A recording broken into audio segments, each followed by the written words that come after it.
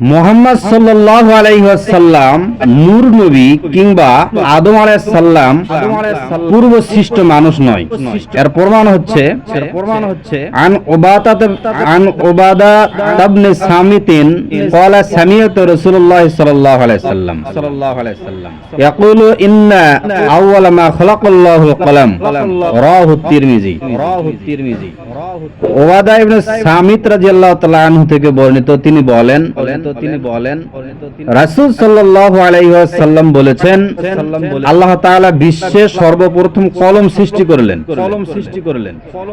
আমাকে বা আমার নূরকে নয়।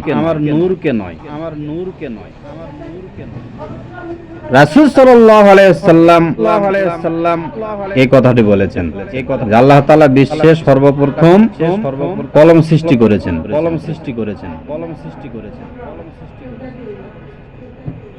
আমাকে বা আমার নূরকে নয়।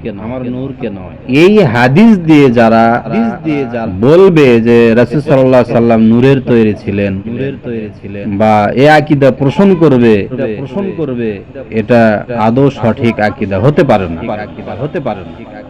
আল্লাহ সুবহানাহু ওয়া তাআলা বলেছেন, ইন্নাকা মাইয়িতুন ওয়া ইন্নাহুম মাইয়িতুন। এই আয়াতটি মুহাম্মদ সাল্লাল্লাহু আলাইহি সাল্লামের উপরে নাজিল হয়েছে। রাসূল সাল্লাল্লাহু আলাইহি সাল্লাম বলেছেন যে শোনো, ইন্নাকা মাইয়িতুন, নিশ্চয় আমারও মৃত্যু হবে এবং তোমাদেরও মৃত্যু হবে।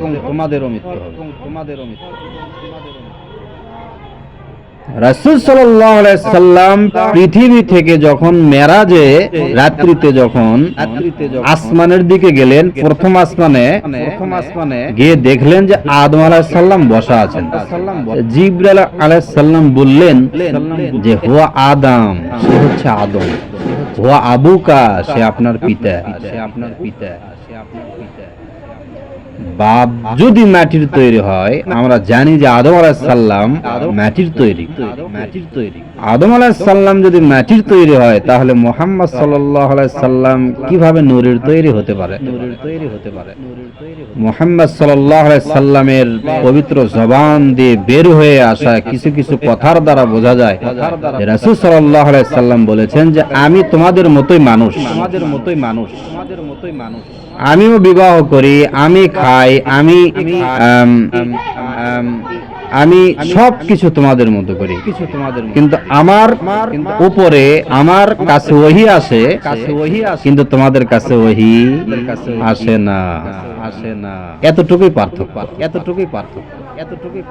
সম্মানিত দ্বীনী ভাইয়েরা, রাসূল সাল্লাল্লাহু আলাইহি সাল্লামের ব্যাপারে সহিহ আকীদা পোষণ করবেন।